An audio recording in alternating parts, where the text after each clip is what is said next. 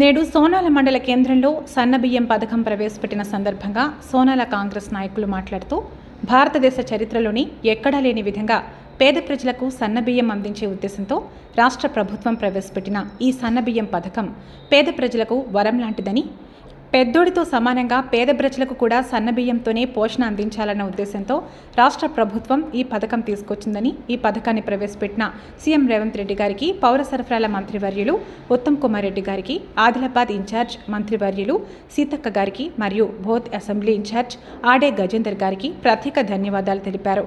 ఈ కార్యక్రమంలో సోనాల పట్టణ అధ్యక్షులు చెట్లపల్లి అనిల్, సోషల్ మీడియా జిల్లా కన్వీనర్ రమేష్ బత్తుల, బీసీసీఎల్ అధ్యక్షులు భోజన్న, సీనియర్ నాయకులు గాజుల పోతన్న, గంగారెడ్డి, పోసెట్టి, విజయభాస్కర్ రెడ్డి, కసరి పోతన్న, రామయ్య రాము తదితరులు పాల్గొన్నారు. దేశంలోనే ఏ రాష్ట్రం తీసుకురానటువంటి గొప్ప పథకం సన్నబియ్య పథకం.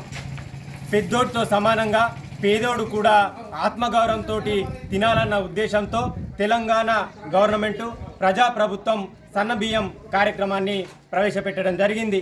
ఈ తెలంగాణ ప్రజాప్రభుత్వం సన్నబియ్యమే కాదు, పేదలకు అనుగుణంగా కరెంటు ఉచితంగా ఇస్తుంది, అదేవిధంగా బస్సు ఉచితంగా ఇస్తుంది, అదేవిధంగా నిరుద్యోగుల యువత కోసం రాజీ యువకరణాలు ఇస్తుంది.